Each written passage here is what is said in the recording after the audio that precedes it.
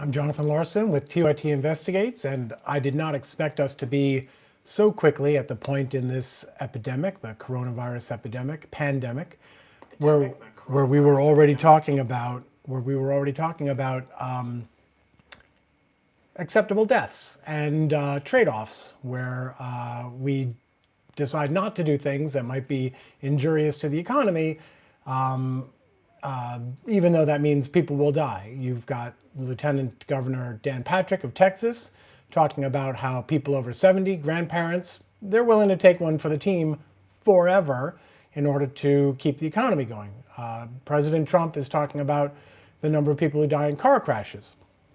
So I wanted to look at a couple things here. One is, how is the coronavirus different from car crashes? And I know that most of you watching this, you get it. So I'm not doing this with the assumption that you folks don't understand.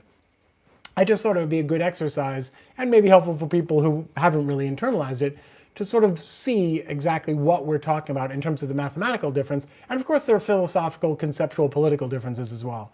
But let's start with the math. So I'm going to try something with the phone here, and hopefully it won't mess everything up. But bear with me, because I'm taking you off the sticks here for a minute. All right, so I'm going to do this. I'm going to move this here and show you how the New York Times, so here's the New York Times graph, which shows the United States death rate compared to other countries right there. Right now we're at 534 total deaths. The rate is doubling every 3 days. Now, an important thing to understand about this graph is that it's logarithmic. And I used to know what that means, but I had to look it up. But let's talk about exactly what it means. So let's look over here on the left. Here are the unit numbers. These are the deaths per day. Excuse me, these are the total deaths. And as you'll see, normally if you have 50 at the bottom here, where we have 50, then you have 100, you would expect the next number to be 150, right? That would be an arithmetic progression, 50, 100, 150. But instead, if you can see, it's actually 200. And then the next one up is 500, and then 1,000, and then 2,000, and then 5,000. So it's warped because it's going up not exactly exponentially, but by orders of magnitude. And that masks just how big an increase we're talking about. Visually, it looks like, oh, this is maybe a manageable increase.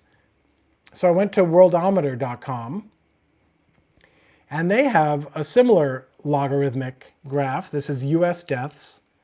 And as you can see, it's also logarithmic. Over here on the left, we have 10 total deaths, and then the next number up is 100 total deaths, and then the next number up is 1,000. It's not 10, 20, 30, so it's increasing exponentially, which makes, ironically, flattens the curve.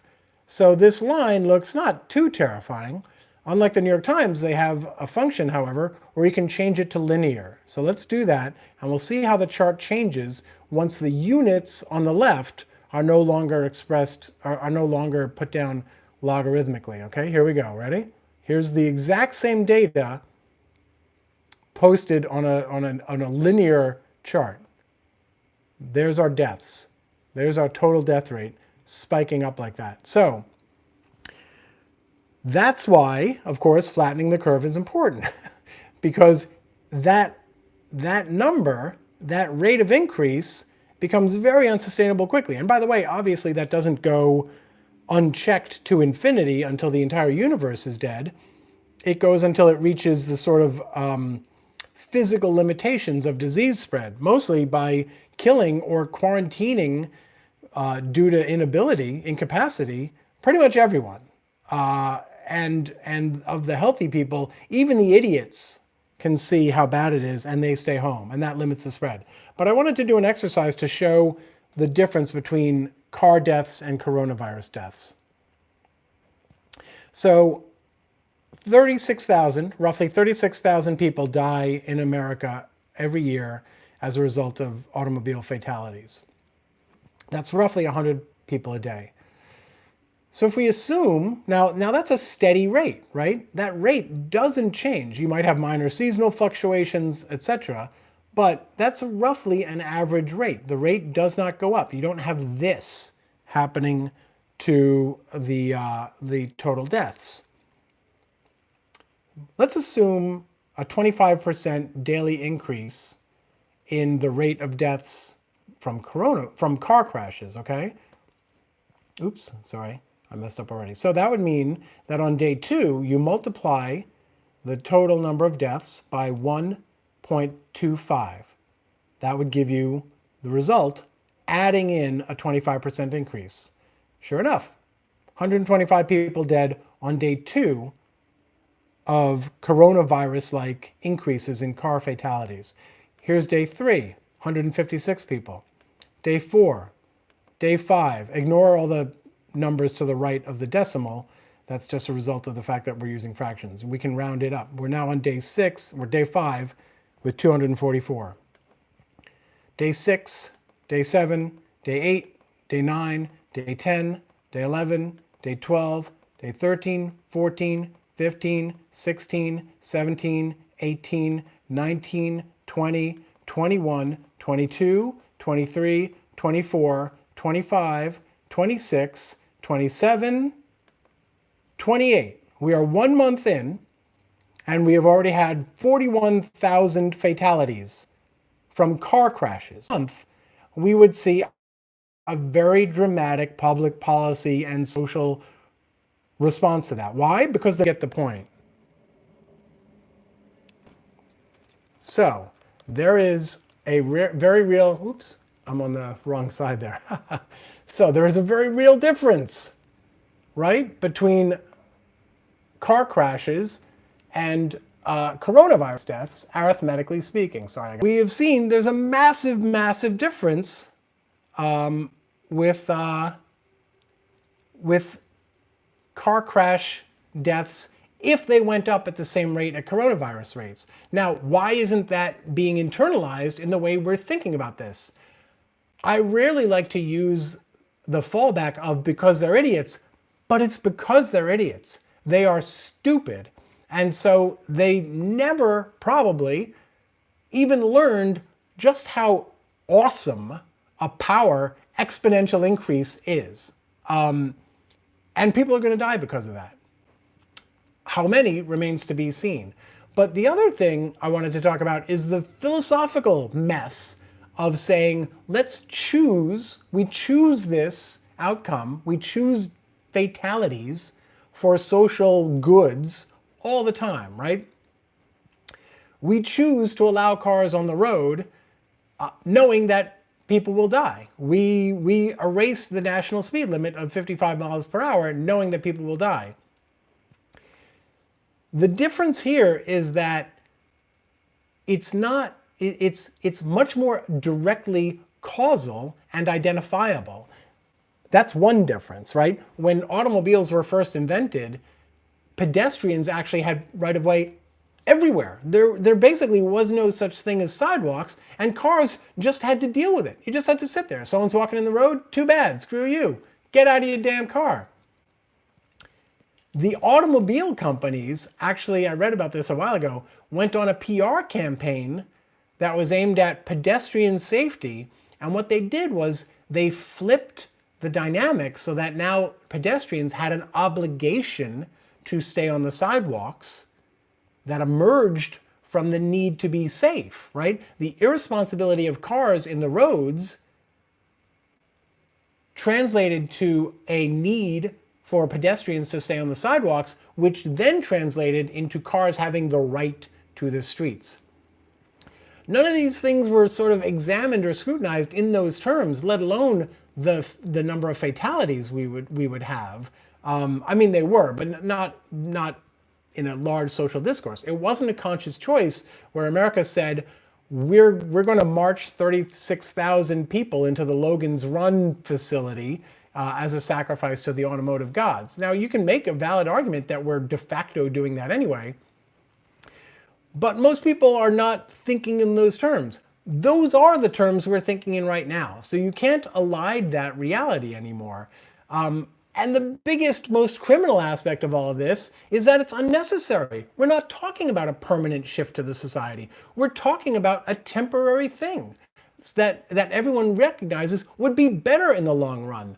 A lot of people have been pointing out there is no scenario where the economy emerges unscathed. The only questions are, when will the economy take its maximal hit and how bad will it be? And if you don't undergo the deprivations of social isolation, of self-isolation, of all that stuff, of economic hardship in the short term, if you don't do that and everyone's out there and we get maximal spread, the economic devastation is going to be horrific beyond, I won't say beyond measure, because we will absolutely be able to measure it. Maybe not individuals, but we'll have a sense of tens or the dozens of people dying at a time, for sure. So I don't have a bigger point here other than to I wanted to illustrate just how dramatic the difference is between infection, something that spreads by infection at a rate of more than 1 to 1, and virtually anything else that we deal with in the natural or man-made artificial world. And that difference is exactly what requires the maximalist response in the earliest period of time possible. Obviously, that window passed long ago. Sadly, because we've now reached the point in the Trump administration where the number of remaining grown-ups in decision-making capacity or in a position to influence Trump is as we saw, right? We've seen since he took office. Started off with a pretense of having some grown-ups around, and that number has dwindled and dwindled and dwindled every day. We're now seeing the consequence of it. Anyway, I don't say all this in terms of the horrific power of exponential growth to scare folks, because again, even in worst case scenarios, there is a natural ceiling to it. It's just really a really horrible place to get to, and far more people will die in that scenario than if we can flatten the curve and make sure that a maximum number of people can actually be treated effectively and recover in a healthcare system that is not overwhelmed by that exponential bump. So that's what I wanted to talk about today. But I suspect we're going to see a lot more of this conversation about an explicit trade-off, as if there's anything to be gained other than delay, right? That's if anything, if Trump has any weakness, and he has many, one of them is surely his consistent pursuit of short-term, and I mean fruit fly lifespan, short-term self-gratification at the expense of long-term pain, usually for others, but even sometimes for him. He's so used to being able to say whatever he wants, to make whatever the situation is feel okay in that moment, that there's very few things that it's not imaginable, at least for me, to see him doing, no matter how high the cost might be, an hour later. All right, let's see what you folks have to say. And again, if I'm coming off intense or fire hosing this stuff at you, the takeaway should not be panic and be scared. There are lots of reasons to have confidence in local and state officials and our social fabric making up for a lot of the shortcomings. The intensity is due to my frustration and my anger at the human price that's going to be paid for the fact that President Trump has not done what Americans actively want their presidents to do in times of crisis. They want to be told, here's how you, Americans, America, can sacrifice for the greater good right now. Here's what you can do to make a better country in the future, to make a more perfect union. That is the project of America, and Americans respond. They like to be told that they are needed, that their collective action can move things, can change things, can improve things. They want to be told that.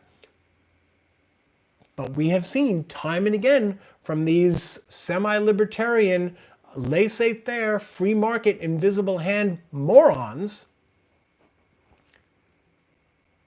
that nothing ever should be asked of us collectively, that is an imposition on individual autonomy, even if that ends up actually maximizing individual freedom later on.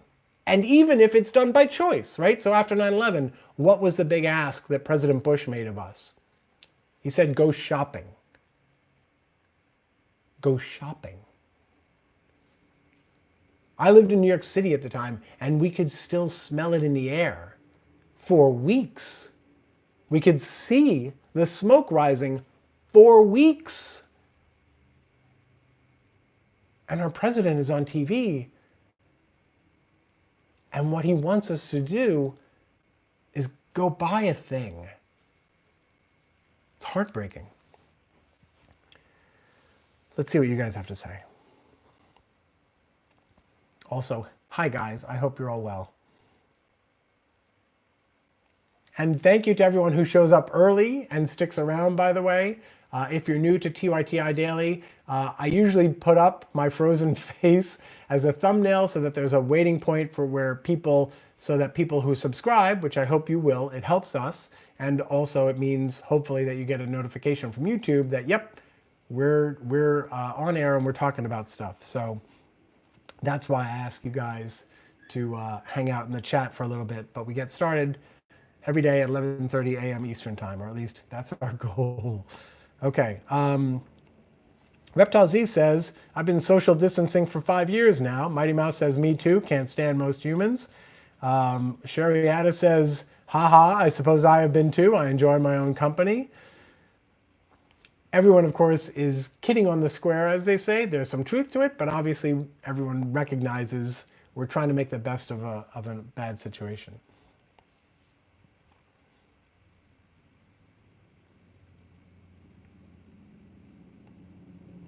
Reptile Z reports that their company is on shutdown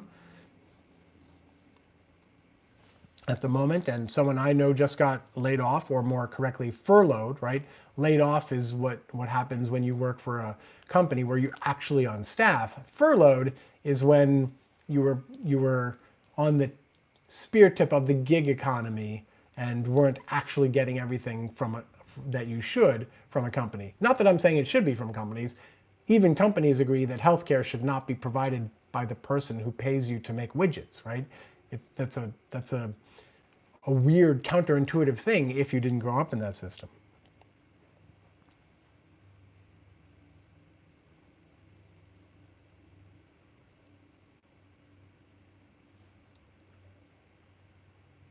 Reptile Z says, by the way, keep the humidity high in your homes to slow transmission. I haven't heard of that, Reptile Z.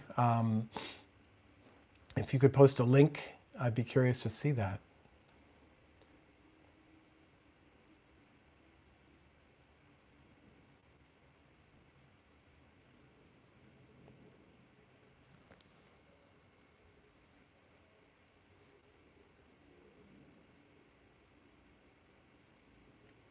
Mr. Elder says Trump is talking about opening up the country after the 15 days pass. And by the way, we're already roughly halfway through those 15 days. In theory, he's talking about in a week. But again, keep in mind, he's so short-term focused that he might just be saying that and have no intention of doing it, no plan to do it. He just wants the markets to stop freaking out for a little bit.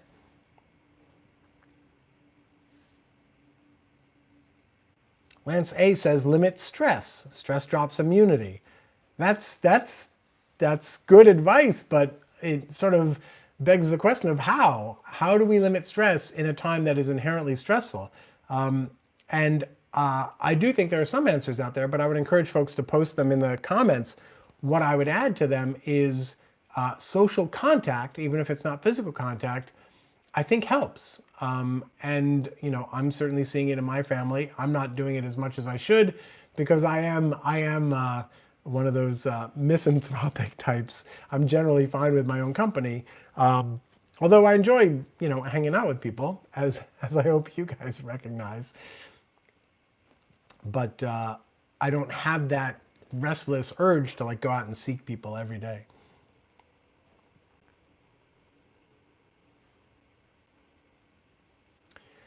Mr. Elder says it's not that unbelievable, at least to me, because I know that most people in the government only care about their donors and money and don't care about the people. Well, so here's the thing about that is that even if they only care about their donors and money, that's an indirect reason to care about the people. Because if you don't take care of the people, ultimately, and that's the key word, ultimately, it's a question of when, that comes back and bites you when it comes to donors and money and voters, for sure. That's why we see the evolution of narratives, right? Narratives about why I'm depriving poor people of aid. Well, they don't deserve it. Oh, okay. Carry on, right? If we said, yeah, they deserve it, I just choose not to, then people would say, you're out. It's these narratives that have infected our social and political discourse that justify actions that without those narratives, our common sense, our common humanity, our compassion, our empathy would tell us immediately, without question. I shouldn't say without question, because we should always question, but irrefutably would tell us, yes, of course, if people are hungry, you give them food. If you don't have the food, you give them the means to get the food. If you don't have the means to give them to get the food, you figure out who does and you make that happen. People should not starve to death is an uncontroversial view.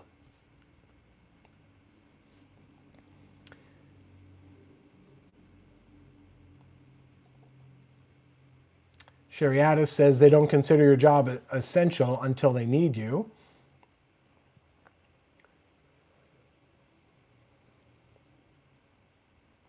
Now you guys are talking Swedish or Danish, and so I'm out.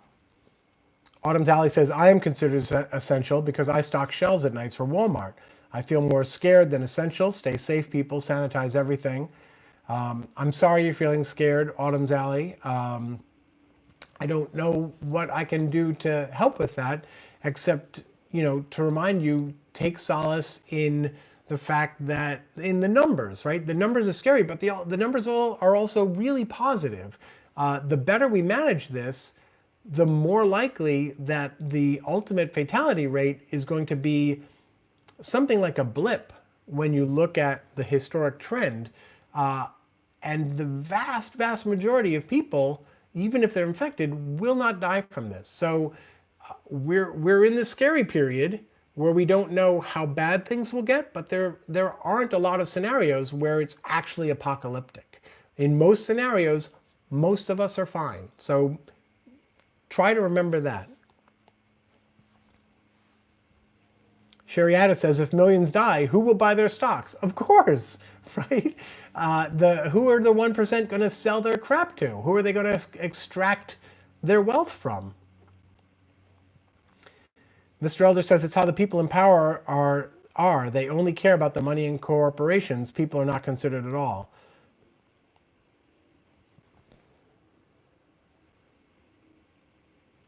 Caranola points out everyone, meaning not MAGA guys, knows that this distancing, home isolating is temporary. Excuse me. We also know Trump and goons should not be in the White House, but how's that been going for us?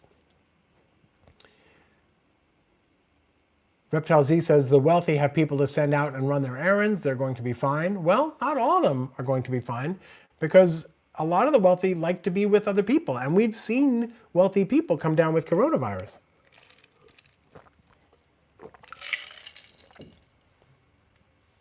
Weena Jensen says, whatever happened to Fauci, the doctor, the infectious diseases guy who's been up there at the press conferences with Trump. So it was a big deal yesterday when he did not show up alongside Trump, and everyone sort of said, okay, well, he's done. Trump is going to silence him forever.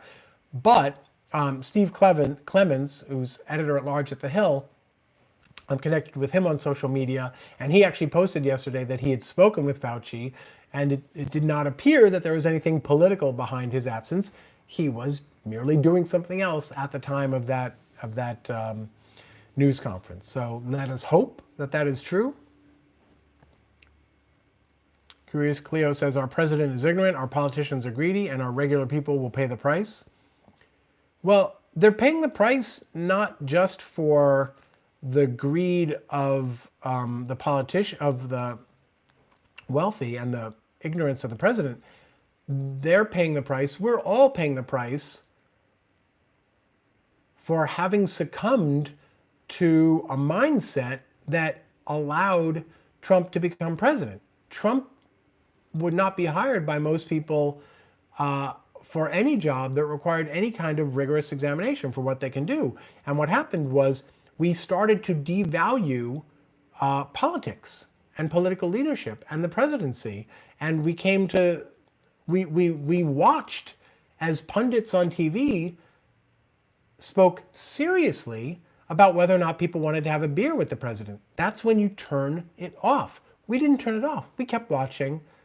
We kept talking about that stuff. We were not serious. We were fundamentally unserious as a country. If you go back and look, prior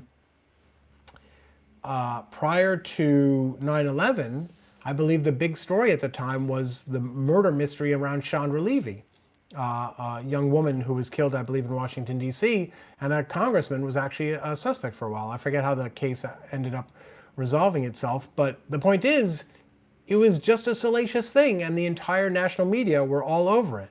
And that was on us for watching.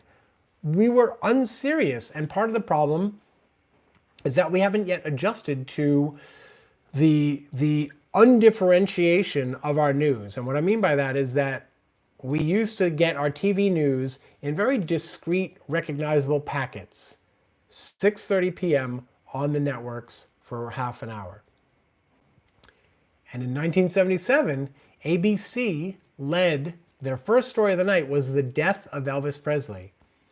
And they were made fun of by the other networks for doing that. But ABC won that night, and the entertainmentification of our news was on.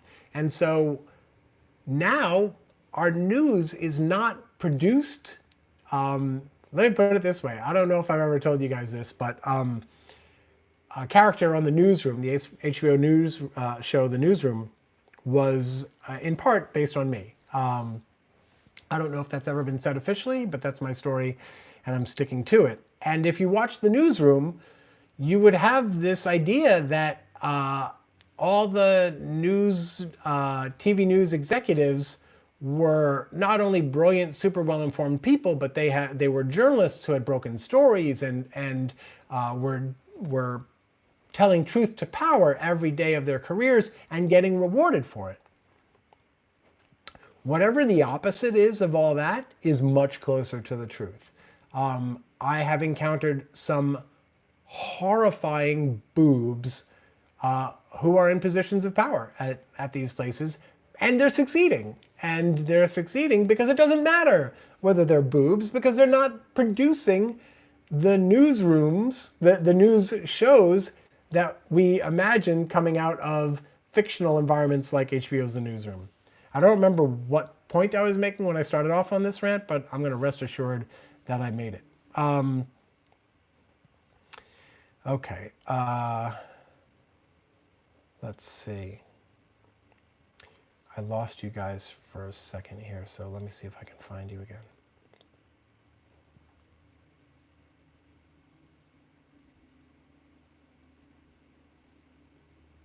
Sherry Addis says, I'm making masks. Thank you, Sherry. One question I've had about that is, does it not matter what material people use? I've seen a lot of people talking about making masks, and the question I've yet to see answered is, it must matter, right? What material, what fabric is being used to make those masks, does it not? I'm curious what the specifics are of that.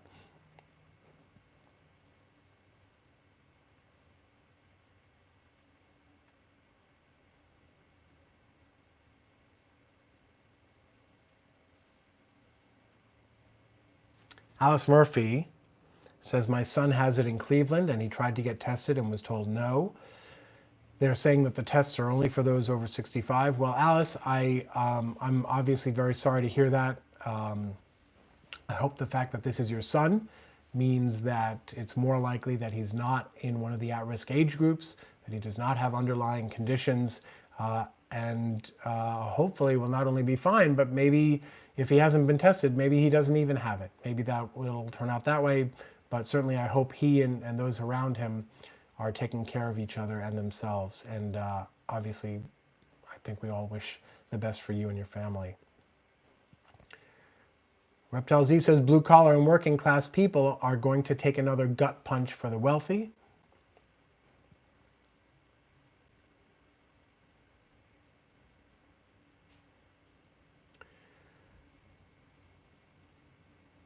Mr. Elder says, well, Jonathan, if Trump, sorry, I just lost it.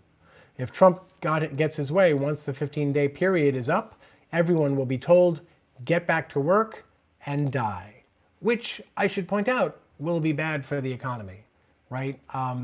You don't typically see zombie movies set in a world where the Dow Jones is on fire.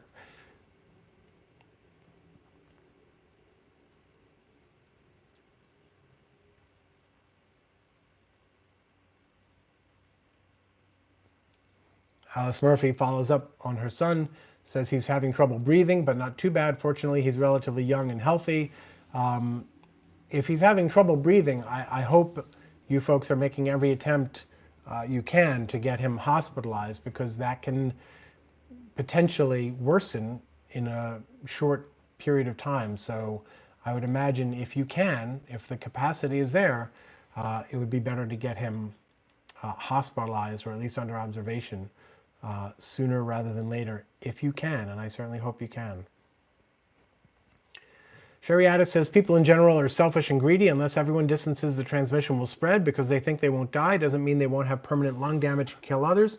So Sherry, I'm going to push back a little bit. No surprise to those of you who consider me a Pollyanna. I don't think people in general are selfish and greedy. What I do think is that people in general have the capacity for selfishness and greed, but they also have the capacity for altruism and generosity. And I think what makes the difference in which of those potentials we tap, which of those qualities are actually manifested, I think the difference comes in what story they hear about how to respond. And so I think it's really important that the story we tell is one in which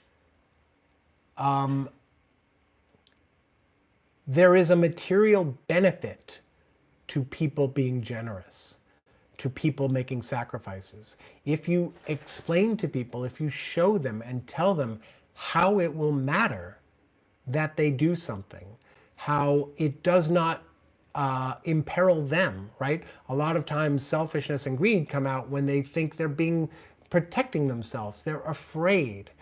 They believe a story in which they are in jeopardy. They or their things are in jeopardy, either by force or by trickery, right? So that's part of the problem with things like the social safety net, is that a single story of one bad actor in the system can trigger the fear of being taken advantage of, and now all of a sudden people reject the entire system when there's no perfect system, right? The existence of a statistically insignificant handful of people who are gaming it does not disqualify the system. So the stories we tell about how we respond to coronavirus, they need to go just as viral as the virus itself, more so. We need to get the positive stories about each other out there, about strangers, right? We've spent decades teaching our kids stranger danger. The vast majority of strangers encountering a lost child are going to do what they can to help that child. The vast majority of strangers out there right now, if they're told the right story, will do what they can to help people they will never meet. We have to tell the right stories.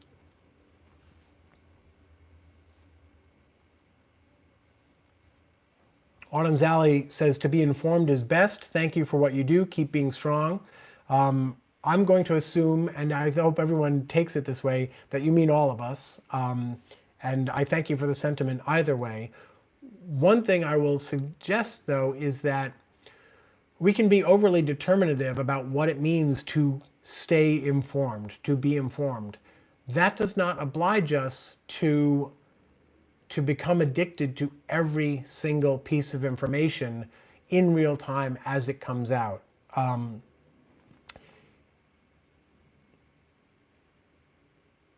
That doesn't necessarily help us.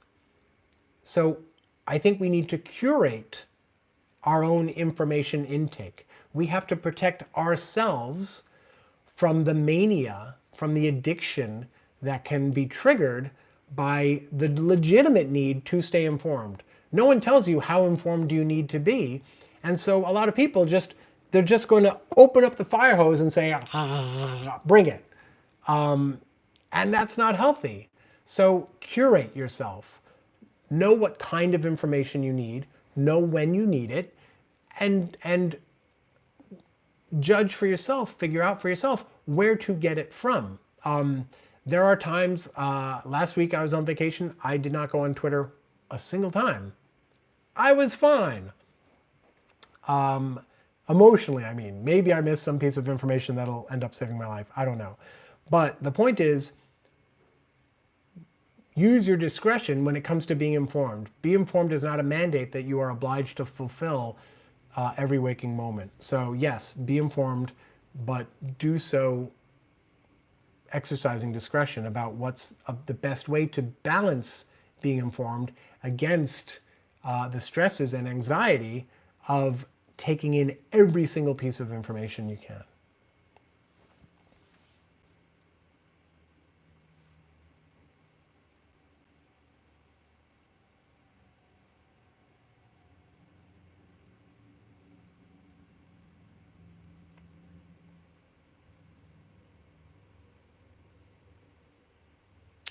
Yoma6565 says, and I'm quoting, "Hi." Hi, Yoma6565. Thank you for saying hello. Let's all say hello to each other a little more on social media, right? Find the folks you've been out of touch with. Say hi. I got an email today from a friend of my mom's who lives in Denmark, Weena, saying, I hate to bother you. And my response was, you should know that getting an email from you is something I enjoy. I like it to hear from you. It is the opposite of bothering me. So reach out to people. Ask how people are doing. They'll appreciate it, and it'll make you feel good too. It's win-win. It's not zero-sum. We can actually create positivity and happiness and good feeling in others and therefore in ourselves. So we have that power, so go out and exercise it. Say hi to Yoma6565.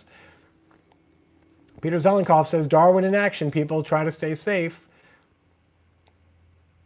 Sherry Addis says, smash the like button. And really, in a time of crisis, there is no important thing that we can do than to like our videos, subscribe to TYTI Daily, and share our content. Really, that's before, putting the oxygen mask on yourself, if you think about it.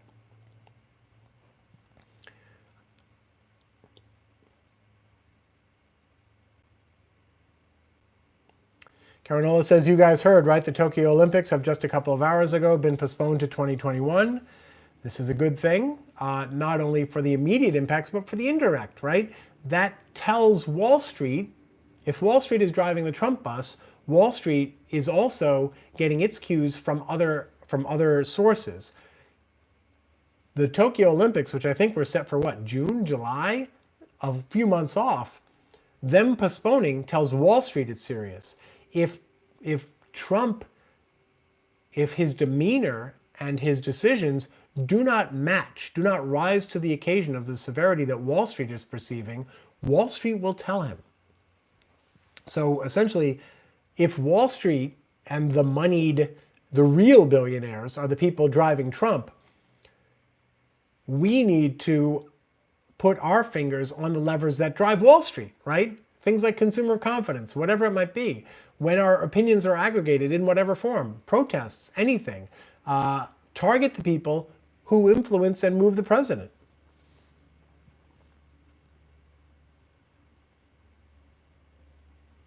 Curious Cleo says, poor Japan. They had to postpone in 1940 too. I feel like this is a little different, if you see where I'm going with that, but yeah. This time around, obviously it's a sad thing. Sherry Addis says Doc is yelling for breakfast, so she is out of here. She sends her love and asks everyone to be safe. Widespread Known says you've got some nice gear mirrors in the back. I love those things. Thank you for that, Widespread Known. Yeah, those are fun. Maybe if we stay cooped up in here long enough, I'll give you guys a little tour, and I'll save all my comic book stuff for the end so that you can all bail before it gets just too nerdy for people to stand.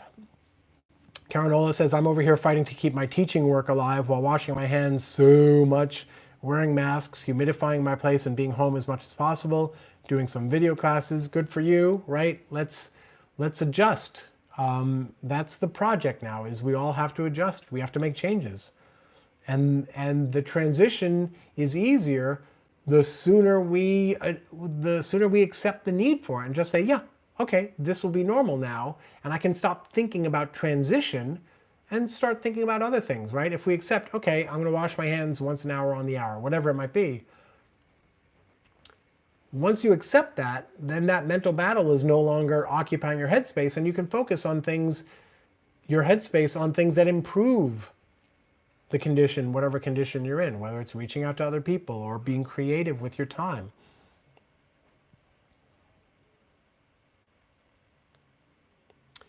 Yoma6565 says, my husband is a door-making machine operator, and he is working because they are an essential business, but they are running out of door orders, so he is worried they won't have work for the week. Well, I'm sorry to hear that, Yoma. And obviously, we hope the best for your husband, for the company, for the other employees, for you, for your family, for everyone. One thing I was thinking about this morning is the economy is not shutting down. I saw something I didn't read through, but I saw an article saying how Walmart and CVS and Amazon, they're hiring something like 500,000 people. Now, to be sure, a lot of those jobs, if not the entirety, the lion's share, are going to be things like the manual labor involved in delivery. However, the economy is not shutting down.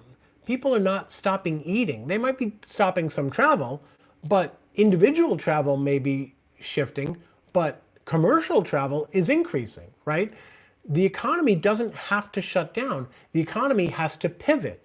And if we had a smart, imaginative, creative leader in the White House, they could be facilitating that shift, that pivot. They could be, I don't want to say exploiting the coronavirus, but there are opportunities to employ people. We need masks being made, right? Everyone who's doing it at home in their free time, that's a job. Why aren't they getting paid for it? Why aren't unemployed people being mobilized? Why? Because that requires a top-down collective commitment to something. Trump isn't the only Republican who's not good at that. That is anathema to the current Republican brand, at least the mainstream. You do have some never Trumpers out there, but sorry folks, until you're a significant enough presence that you get any votes anywhere, you're a footnote. But best of luck to you.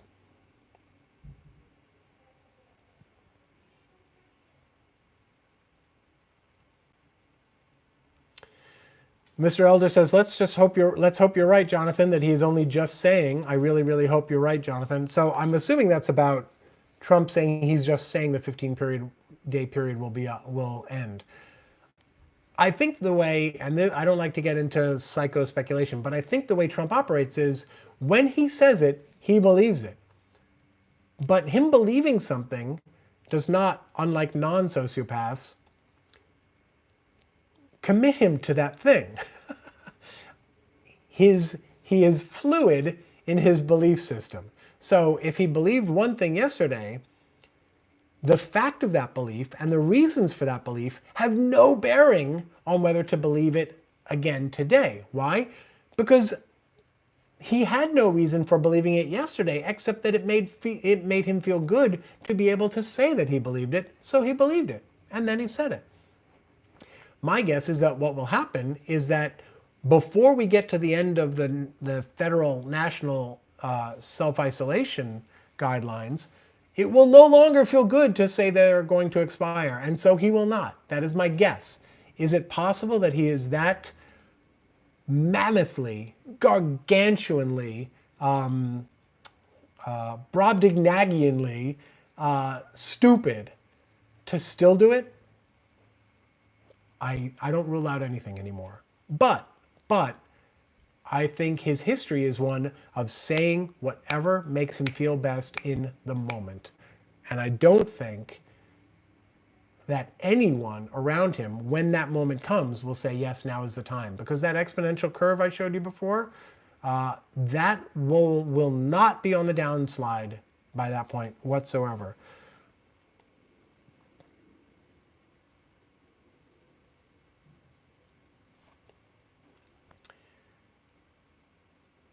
Okay.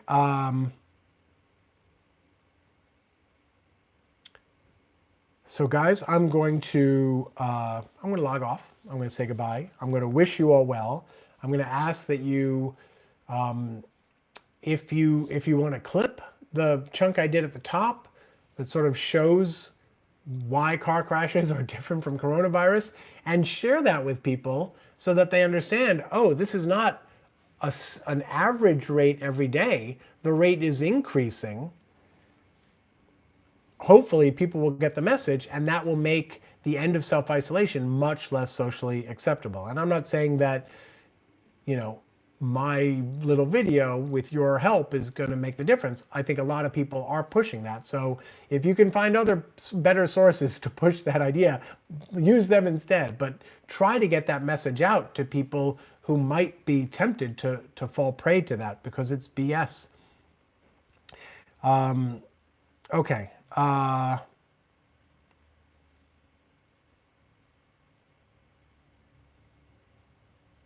Kalita is saying something which I'm being nervous and insecure about as being an insult towards me, but that's okay. That's okay. It's okay to be insulting, even if you're not, that's fine too. So thank you guys. Thank you for continuing to show up for this stuff. I know there's a lot going on. I'm not the CDC, but we're going to try to continue bringing you content, commentary, analysis, information that is helpful, both in practice and in your brain. So take care of each other, take care of yourselves, and thanks for taking care of us. We'll see you tomorrow. Bye.